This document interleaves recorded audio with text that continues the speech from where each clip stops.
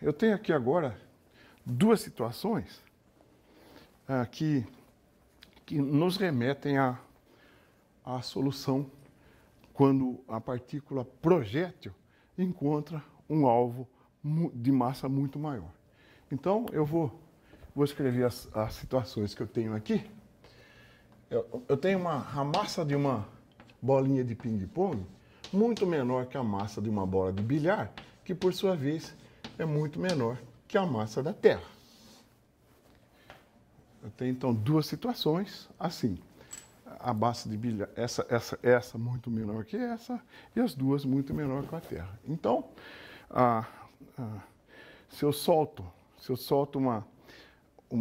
a bola de bilhar contra a Terra, ela atinge supostamente, imaginando que a colisão é perfeitamente elástica, ela atinge a mesma altura de onde foi abandonada.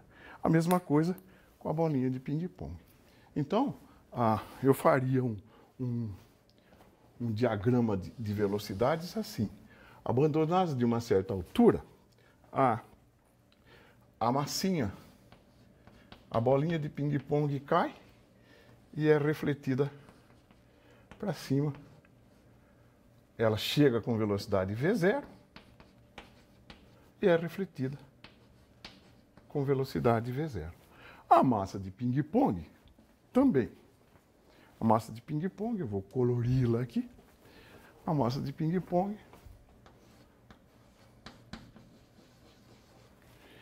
chega com a mesma velocidade V0. Essa velocidade não depende da massa, V é raiz de 2GH. Então ela também é refletida. Ela é refletida.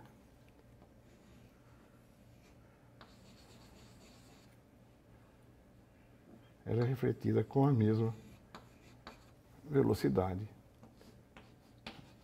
V0. A gente vê isso claramente, repetindo aqui, talvez nem seja necessário, mas você vê isso claramente. E se agora eu fizer isso aqui?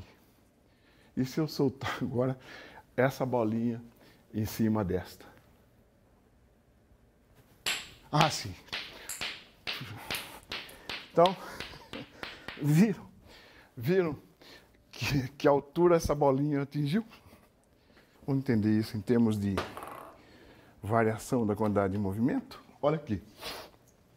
Então, quando a bolinha tromba com a Terra, ela sobe com V0. Essa também. Agora, o que acontece quando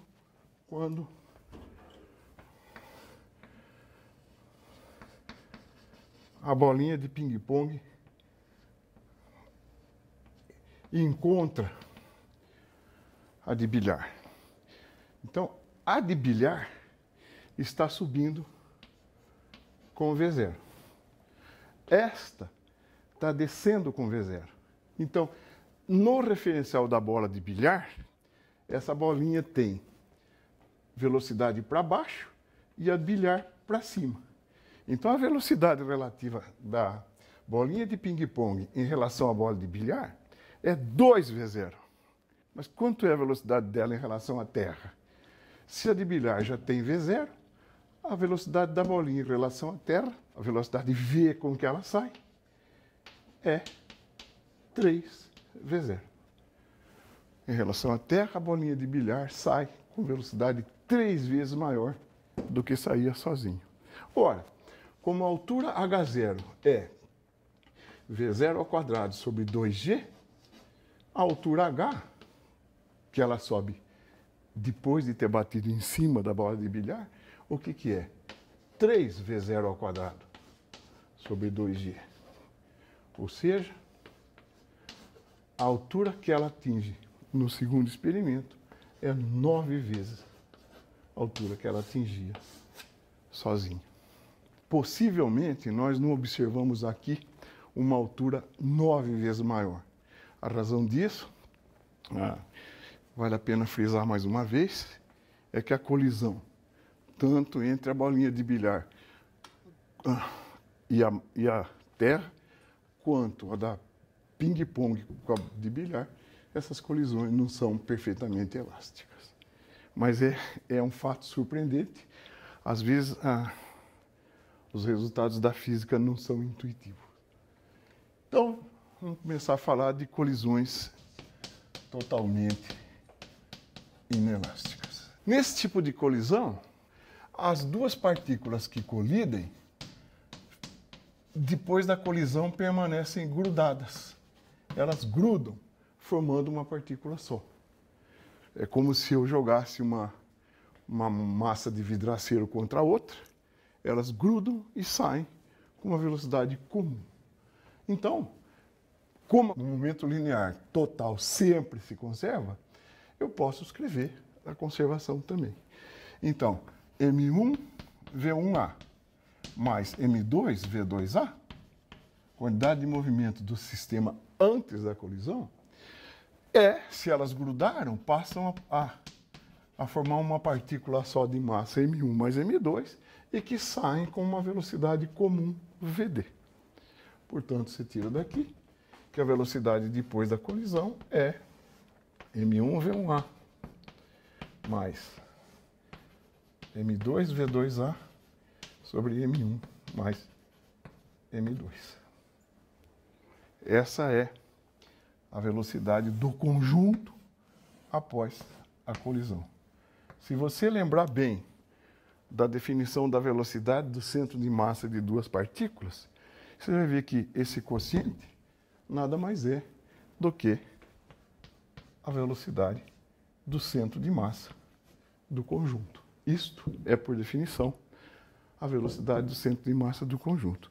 Não surpreende, porque se as duas permanecem grudadas, elas estão exatamente em cima do centro de massa. Portanto, esta partícula é o centro de massa que sai com velocidade Vd. Então, vamos fazer uma aplicação disso imediatamente. A aplicação é a seguinte, é o chamado pêndulo balístico. Isso aqui é um bloco de madeira suspenso por dois fios. Ele é atingido por uma bala de massa M1, com velocidade V1A. Essa bala se aloja no bloco e, em consequência da colisão, o conjunto se eleva de uma altura H. A bola bate, a massa bate, se engasta no bloco, o conjunto se eleva de uma altura H. Se elevou de uma altura H, qual era a velocidade da bala imediatamente antes da colisão? Vamos resolver esse exercício? Então, se elevou de uma altura H, vamos determinar V1A. Então, isso é chamado pêndulo balístico, cuja solução é a seguinte. Você tem um bloco preso por dois fios, uma bala de massa M, velocidade V1A atinge o bloco, ela fica engastada aqui e, em consequência disso, o conjunto se eleva de uma altura,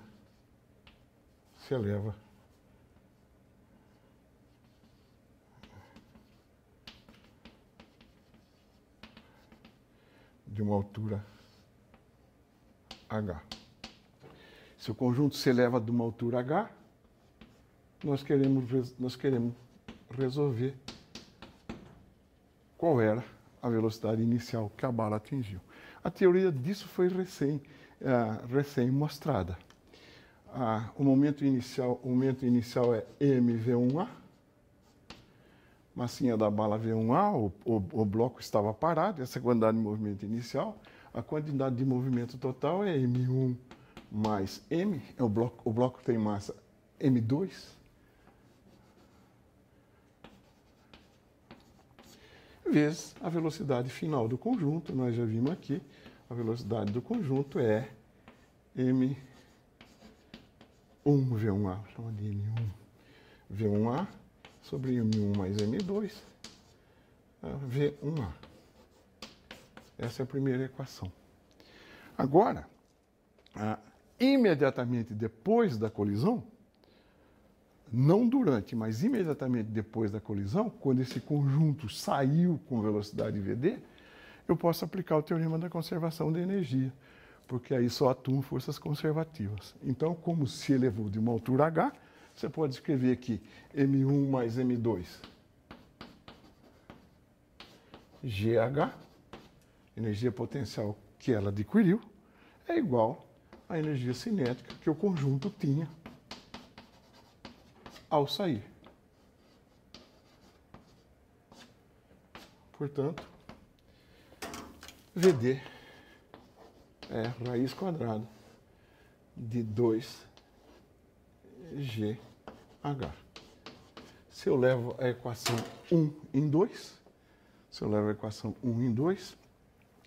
V1A, o que é? V1A é M1 mais M2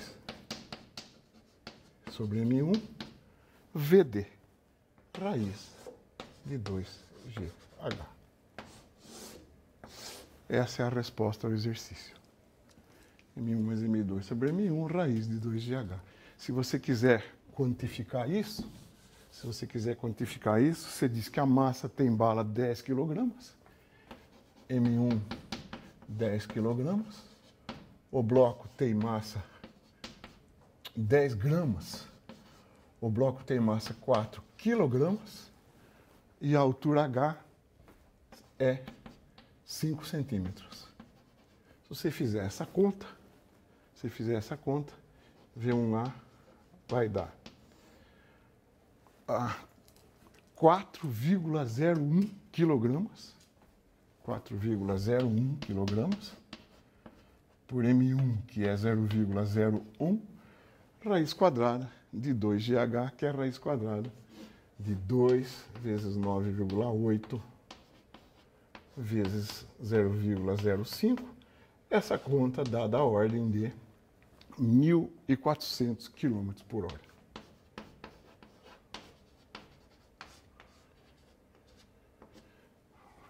Ou, se você quiser, a 400 metros por segundo.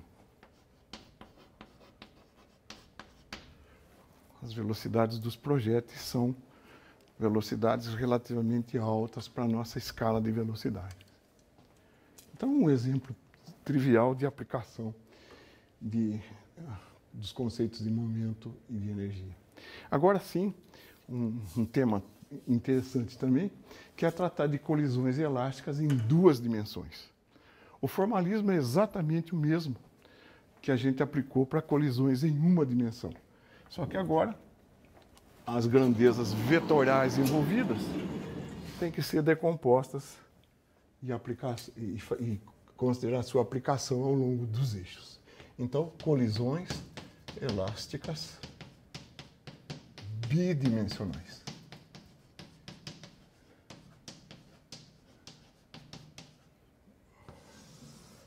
A situação é mostrada na tela. Uma partícula de massa M1 com velocidade V1A, a nomenclatura de sempre, encontra uma partícula de massa M2 em repouso. Depois da colisão, que eu quero resolver então, V1D e V2D. Depois da colisão, a partícula de massa M1 desviou-se da sua trajetória original de um ângulo θ1. A partícula de massa M2 recuou de um ângulo θ2.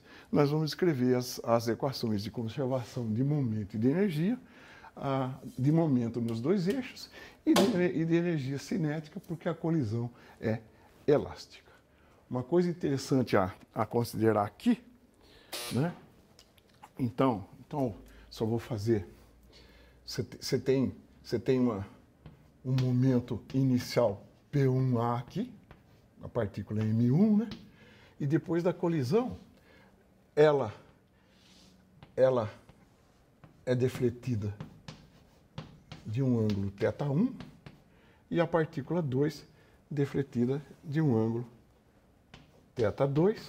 Aqui está P2D. Então, P1A nessa direção. Uma partícula é espalhada, a gente usa esse termo. Outra partícula sofre um recuo. Ora, a conservação do momento linear impõe a seguinte situação. O P1A, que era um vetor assim,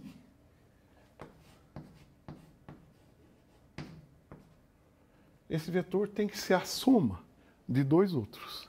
Tem que ser a soma de P1D com P2D. Vou procurar nesse desenho ser mais ou menos fiel à orientação que tem lá. Então aqui está P1D. Não está muito, não. Aqui está P1D. Esse vetor pretendo que seja na direção deste. E esse vetor aqui, fechando esse triângulo com esse.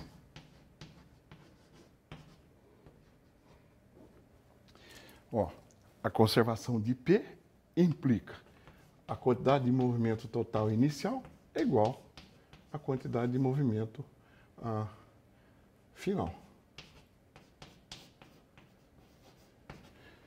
O momento é um vetor, eu tenho que escrever a equação vetorial. Então, esta quantidade de movimento vetorial tem que ser igual à soma dessa com essa. Isso está representado nesse triângulo.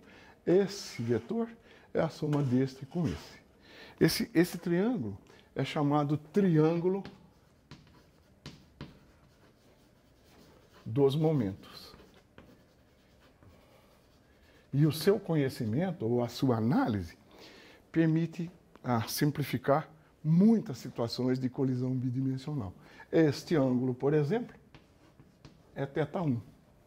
O ângulo entre P1A e P1D é θ1. O ângulo entre P1A e P2D, esse ângulo aqui, ó, esse ângulo aqui é θ2, né? Portanto, esse ângulo é θ2. A lei dos senos diz o seguinte: num triângulo qualquer, os lados são proporcionais ao seno dos ângulos opostos. Então, P1D sobre seno de θ2 igual a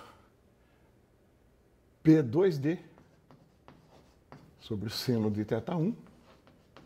E se você quiser, esse ângulo aqui, então beta é conhecido, P1A sobre seno de beta. Você vê que o conhecimento desse triângulo e a aplicação de um conceito trivial permite, muitas vezes, a solução de problemas bidimensionais. Então, vamos equacionar isso, a exemplo do que fizemos com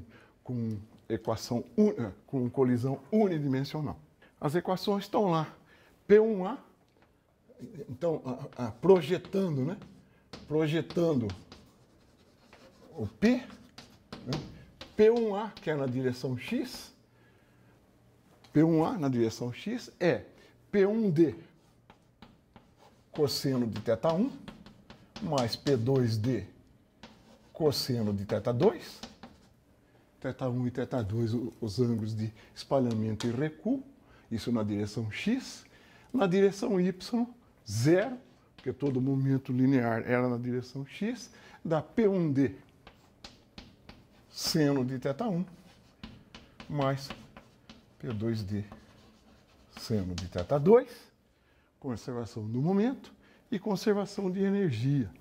P1A quadrado sobre 2m1 igual P1D quadrado sobre 2m1 mais P2D quadrado sobre 2m2. Aqui eu estou usando a condição de que a energia cinética de uma partícula pode ser escrita como o quadrado do seu momento dividido pelo dobro da massa. Isso aqui dá m2v2 sobre 2m, meio de mv2. É a energia cinética. Então, essas duas equações e essa equação são as equações que a gente aplica para resolver essas colisões bidimensionais. Elas estão repetidas aqui. Você tem 3 equações, mas você tem 4 incógnitas. θ1, P1D, P2D, θ1 e θ2. 3 equações não resolvem um sistema de 4 incógnitas. Para resolver uma equação, para resolver uma colisão bidimensional, é necessário uma outra informação. Essa outra informação, por exemplo, pode ser quanto a direção de V1A dista do centro de M2. Com o conhecimento desse novo parâmetro chamado parâmetro de impacto, é possível resolver a colisão completamente. Mas tem um caso que nós podemos resolvê-lo sim. É o caso em que as duas massas são iguais. Então, colisão bidimensional, com caso, colisão elástica bidimensional, no caso em que M1 é igual a M2. Nesse caso, as equações simplesmente se resolvem assim. P1A quadrado sobre 2M, né, é a conservação de momento. P1D quadrado sobre 2M1 mais P2D quadrado sobre 2M2. Se as massas são iguais, simplesmente eu escrevo isto. P1A quadrado igual a P1D quadrado mais P2D quadrado. Vou chamar isso aqui de equação 3. Agora, eu sei que P1A, pela conservação do momento, P1A é essa equação aqui, ó. P1A é P1D mais P2D. Isso é P1D mais P2D. E P1A quadrado é o produto escalar de P1A por P1A. Então, P1A quadrado é o produto escalar de P1A por P1A. E isso dá, então, P1A é isso, P1D mais P2D, escalar P1D mais P2D. Isso está escrito aqui. Né? P1A quadrado é isso, escalar isso. Agora eu posso quebrar esse produto escalar. Isso dá P1D quadrado mais P2D quadrado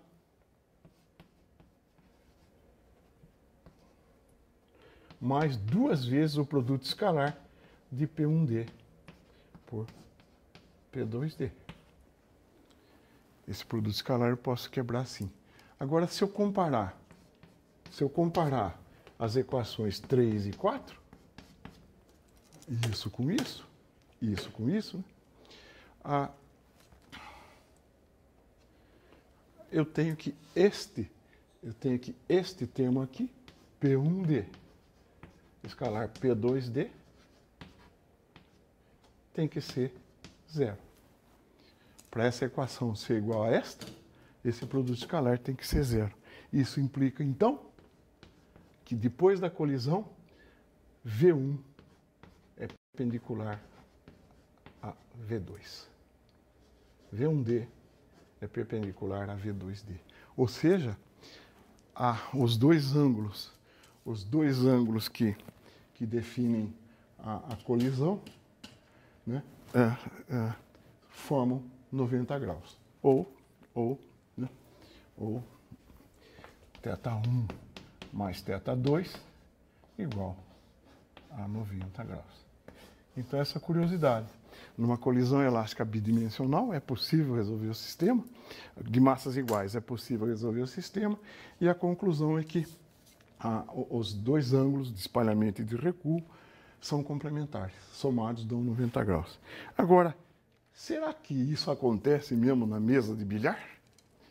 Será que você vai numa mesa de sinuca, joga uma bola não frontal com outra, as duas direções são 90 graus? Né? Uma bola, essa bola atinge aquela, a colisão você vê que é bidimensional, aqui estaria o parâmetro de impacto, né?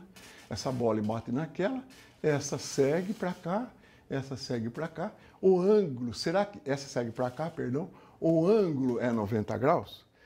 Inicialmente, sim.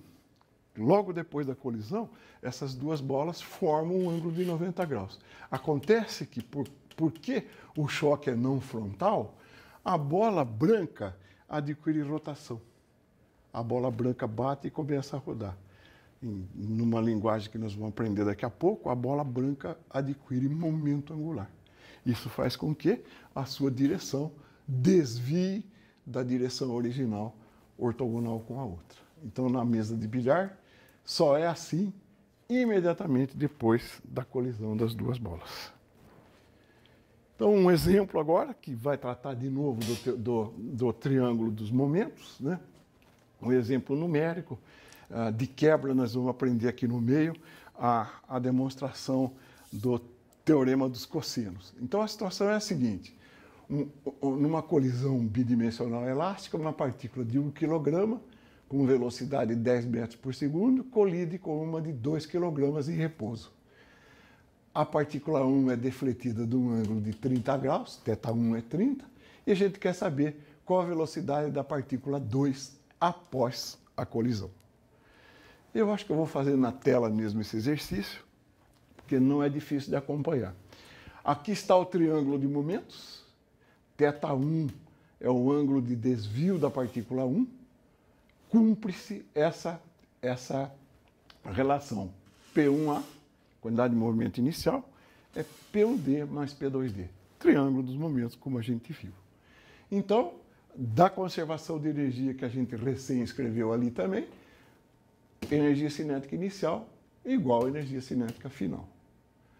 Se eu usar um parâmetro chamado lambda, que é M2 sobre M1, e eu divido por M2 essa equação, então fica lambda P1A² menos P1D² igual a P2D². Essa equação aqui é aquela escrita em termos de lambda. Agora, de novo, no triângulo dos momentos, P2D é a diferença entre P1A e P1D. Daquela equação que a gente escreveu ali, P2D é a diferença entre P1A e P1D.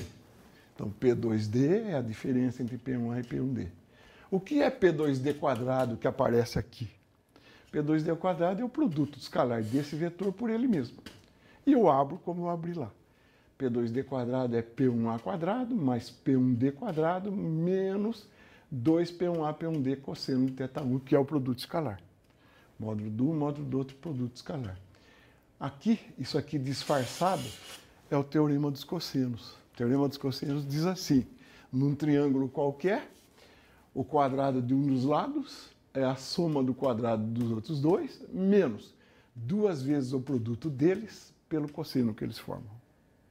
Então, se isso é P2D e isso é P2D, eu igualo e escrevo isso em termos de lambda. Então, com uma álgebrazinha aí, 1 mais lambda P1D² menos 2P1A cosseno de θ1, P1D, mais P1A², 1 menos lambda igual a 0. Eu posso resolver essa equação. P1D é M1V1D, que eu conheço, né? Então, eu posso resolver essa equação... P1A eu conheço. Eu posso resolver essa equação para V1D. Se eu substituo aqui, é uma equação do segundo grau que eu obtenho aqui embaixo, V1D² menos 10 vezes 3 V1D menos 30 igual a 0. Qualquer método para resolver essa equação fornece a seguinte resposta. V1D é 9,3 metros por segundo.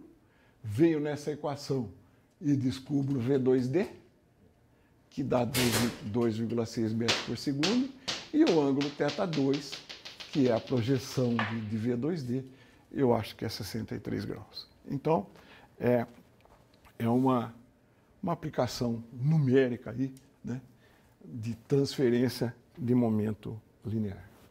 Nós vamos aprender um formalismo que eu, nesse script aqui, escrevi uma nova solução para colisões unidimensionais. Tá entre aspas, nova colisão, porque não é nova, é simplesmente uma abordagem um pouco não convencional. Vou fazer isso com bastante detalhe, porque eu acho que realmente vale a pena aprender esse formalismo, porque ele simplifica muito a nossa vida sempre que resolver uma colisão elástica unidimensional esteja em jogo. Então, eu vou fazer isso com detalhe aqui. Nova uma nova solução para colisões unidimensionais. Para isso eu vou recordar alguma coisa que a gente escreveu na lousa ali. A primeira coisa que a gente recorda é que a quantidade de movimento total de um sistema, que é MVCM, né? Então isso aqui implica que a quantidade de movimento total no referencial do centro de massa é zero. Né? O centro de massa de duas partículas, eu posso escrever como VCM é M1 V1A mais M2 V2A sobre M1 mais M2. E eu tenho a seguinte relação entre as velocidades. V1 em relação à Terra é V1 em relação ao centro de massa mais VCM. V2 é V2 em relação ao centro de massa mais VCM. Fica claro com isso, então, que as letras maiúsculas se referem às velocidades no referencial do centro de massa. Então, V1 e V2 são medidas no referencial do centro de massa. Tá bom? Então, se eu acredito que o P total no referencial do centro de massa é zero, eu posso escrever P no RCM igual a zero. Eu posso escrever simplesmente que M1 V1 mais M2 V2, né, é igual a zero. Então eu posso escrever isso antes ou depois da colisão. Então, M1 V1A mais M2 V2A, que é a quantidade de movimento do sistema antes da colisão, é igual a M1 V1D mais M2 V2D, que é a quantidade de movimento depois da colisão, mas ambos são zero. Ambos são zero. A quantidade de movimento total de um sistema no RCM é zero. Então, antes igual a depois, que é igual a zero. Então, eu vou escrever isso, né? Se isso é igual a zero, V1D, não dá para ler ali, V1D sobre V2D está igualado a zero. Isso dá V1A sobre V2A e ambos são iguais a menos M2 sobre M1, que eu defini como menos 1 sobre K. K, você está lembrado, é a razão entre as duas massas. Então, desta equação, eu igualo a zero individualmente cada uma. Como elas são iguais, eu posso tirar V1A, V2A. Então, eu posso tirar essa equação escrita com V maiúsculo. E daí, por simples transposição, V1D sobre V1A igual a V2D sobre V2A. Eu posso escrever essa equação. Agora, por conservação de energia, se V1D fosse maior que V1A, por essa relação V2D seria maior que V2A. Então a energia depois da colisão seria maior que a energia antes. Por conservação de energia, eu sou obrigado a concluir que o módulo de V1D é igual ao módulo de V1A e que o módulo de V2D é igual ao módulo de V2A.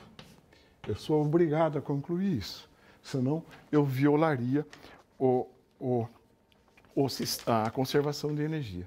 Agora, numa colisão 1D repulsiva, que é a única que tem interesse físico, né, essas velocidades invertem. Então, o módulo é o mesmo, mas eu tiro que V1D é igual a menos V1A e V2D é igual a menos V2A.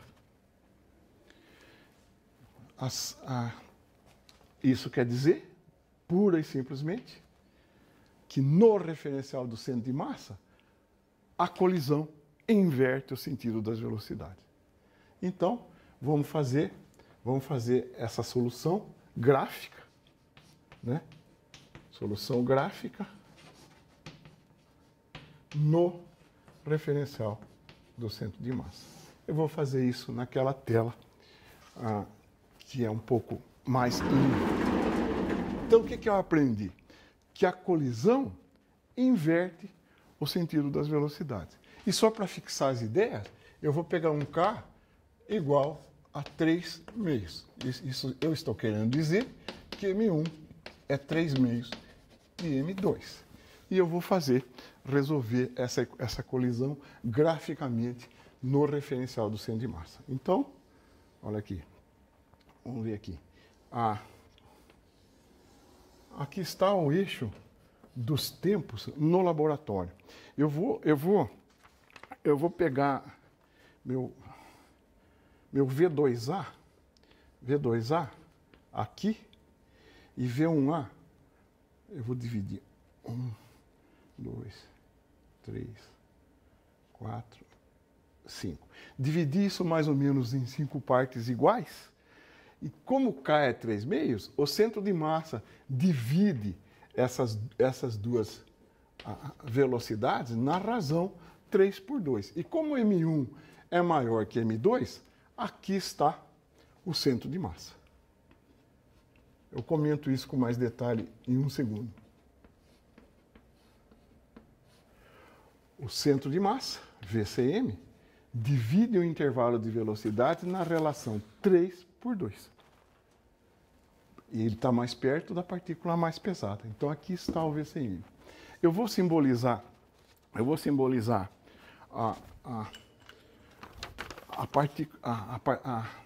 velocidade V2A está aqui. A velocidade aqui V1A, desculpe. Aqui V1A. A velocidade velocidade V1A está aqui. E eu vou pegar como intervalo de colisão, um tempo aqui. Vou chamar esse ponto de M. Aqui está o intervalo de colisão. N.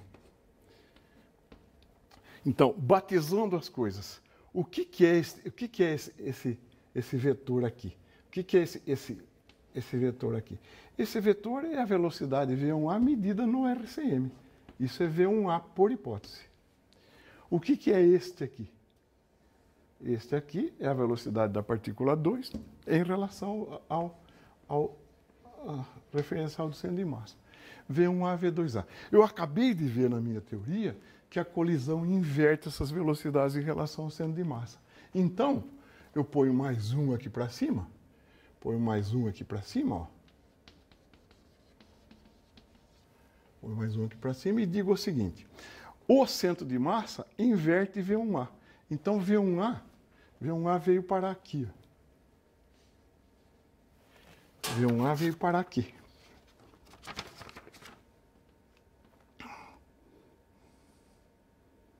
Isso.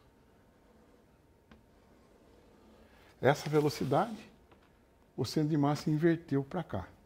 Esta velocidade, o centro de massa inverte para lá. Então, aqui está. Vou fazer com outra cor.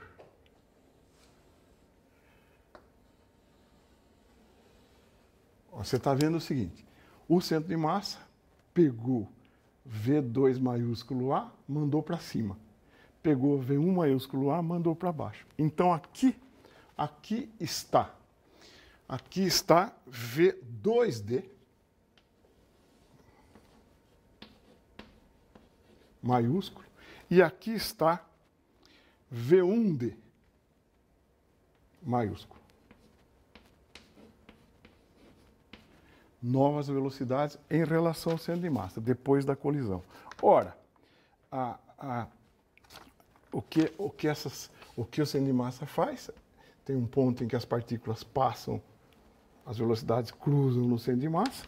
Então, o diagrama de velocidades no centro de massa é assim. O centro de massa inverteu o sentido das duas velocidades. Por batismo, isso aqui é a velocidade no referencial do laboratório, V1D. E isto aqui é a velocidade V2D, que eu quero achar.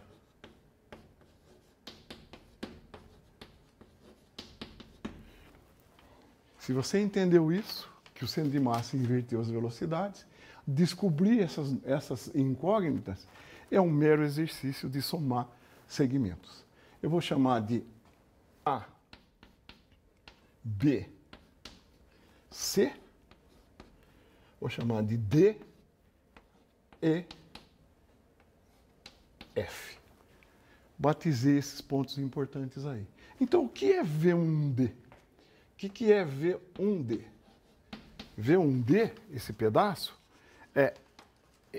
V1D é esse pedaço que é NE, esse pedaço é NE menos EF,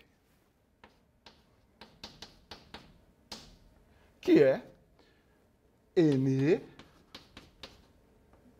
menos, o que é EF? Se a colisão inverteu as velocidades, EF é igual a AB. Mas o que é NE é a velocidade do centro de massa. E o que é AB? AB é V1A menos VCM.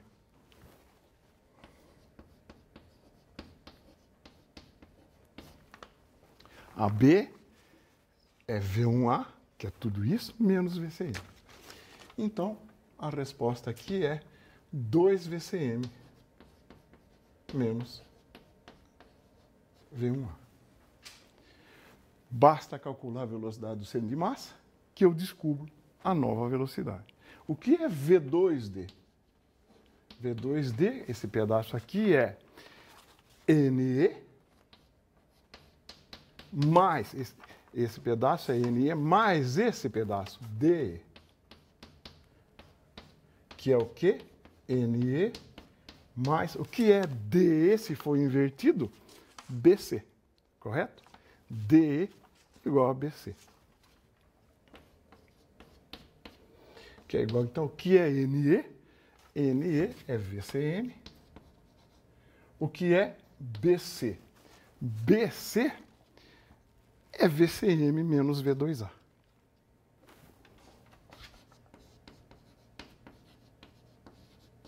Então, isso dá 2 VCM menos V2A. Então, você nota a elegância dessa solução, que eu vou repetir aqui, em cores. V1D é 2 VCM menos V1A. V2D é 2 VCM menos V2A. Você nota que basta, aí que está a elegância da solução, basta calcular a velocidade do centro de massa, que você tira simetricamente as duas soluções do seu exercício. Só para conferir, você pode pegar essas soluções e levar na equação geral que a gente escreveu em termos de M1 e M2 para ver que dá a mesma coisa. Aí você deve perguntar, bom, você fez esse formalismo para a colisão elástica. Será que vale também para a colisão inelástica? A resposta é sim. Numa colisão parcialmente inelástica, as velocidades relativas não são invertidas completamente. A gente define, se a colisão é parcialmente inelástica, né?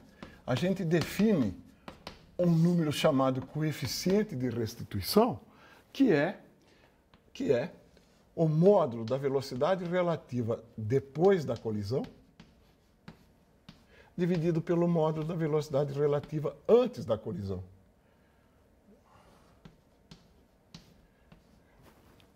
Esse número, então, esse número E, está compreendido entre 0 e 1. Se as duas velocidades após a colisão são iguais, significa que a colisão é totalmente inelástica. Então, E igual a 0. Se as velocidades relativas estão invertidas, como nós vimos no formalismo, E igual a 1. Então, se E for igual a 1, a colisão é totalmente elástica. E se E for igual a 0, a colisão é totalmente inelástica. As colisões, em geral, têm um coeficiente de restituição intermediário entre 0 e 1. Então, neste gráfico aqui,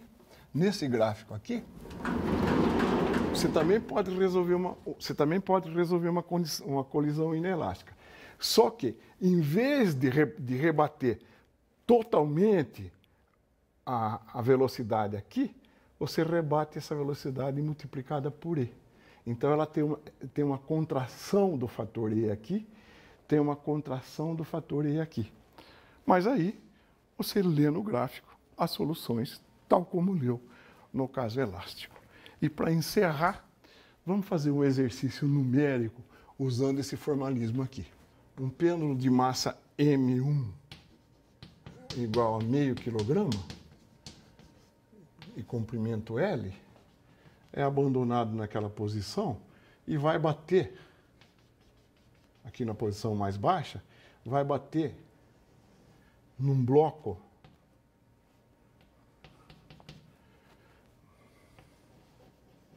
de massa M2 igual a 1 kg.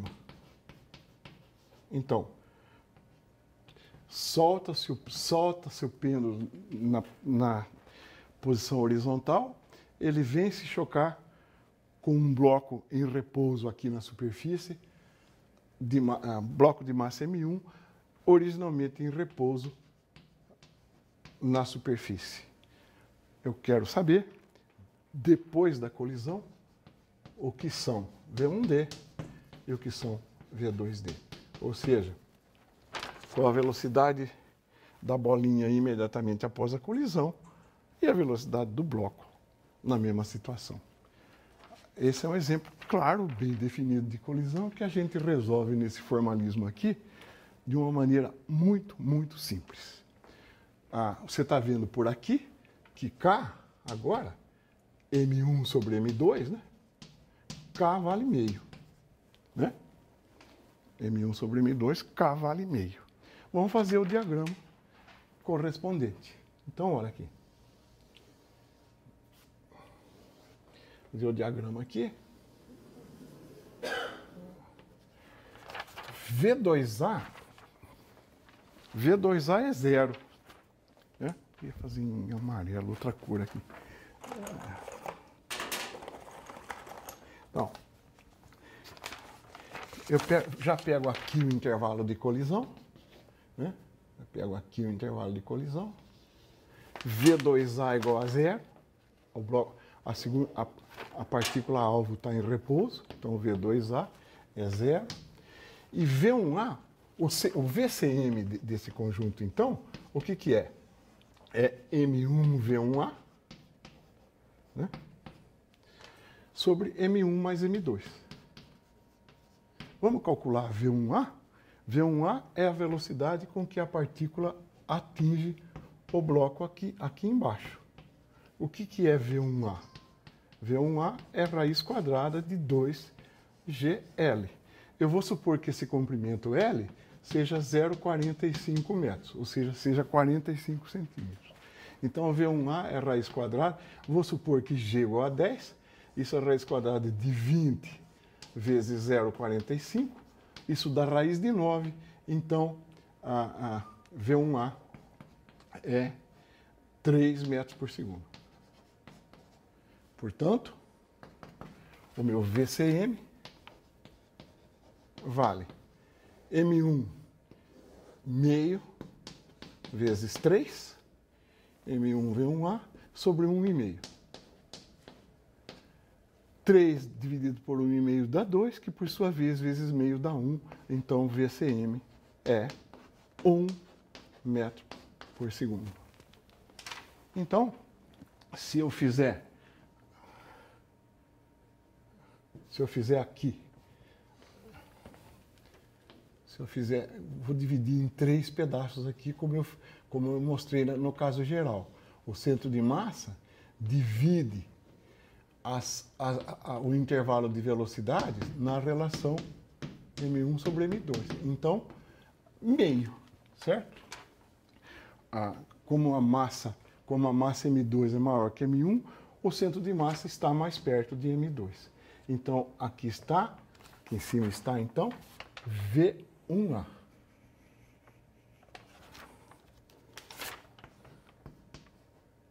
Você está vendo? O centro de massa divide esse intervalo na razão 2 para 1, porque essa é a razão entre as massas. O que a gente aprendeu agora, então? A gente aprendeu que o centro de massa inverte as velocidades no referencial dele, usando aquela fórmula simétrica lá. V1D é 2VCM menos V1A, V2D é 2VCM menos V2A. V2A é igual a 0. VCM vale 1, então é 2 vezes 1 menos, quanto deu V1A? 3. Isso dá menos 1 metros por segundo. E V2A igual a 0, dá 2 VCM, que é 2 vezes 1, que é 2 metros por segundo. Pronto, resolvida a colisão. Aqui está o intervalo de colisão. Né? V estrela é 1, 2, 3. V estrela é 1. Então aqui está VCM.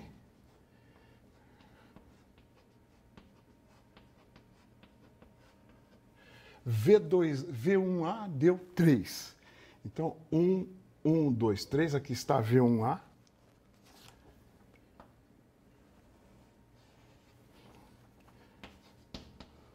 É 3. V2A é 0.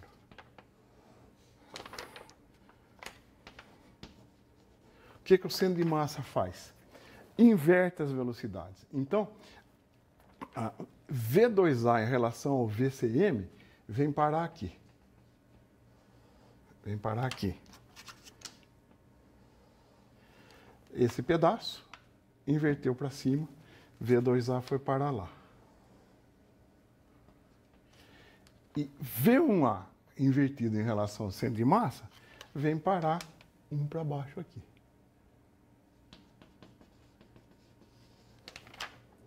Vem parar aqui. Então, é possível ver a solução pela simples leitura, já que agora o gráfico está em escala. O que é V2A? O que é V2D? V2D é esse pedaço aqui. E V1D é esse pedaço aqui. Do gráfico, já que ele agora está em escala, V2D é 2. Isso aqui é 2 metros por segundo. E V1D, já que está em escala, é menos 1 metros por segundo. Isso mostra que em tal colisão, a velocidade V1 inverte de sentido. Ela bate no bloco de massa M2 e retorna. Então eu espero ter dado com esse exemplo uma mostra de que conhecer essas soluções gráficas realmente é um caminho mais elegante, mais simples de resolver uma colisão. Era isso por hoje. Legal.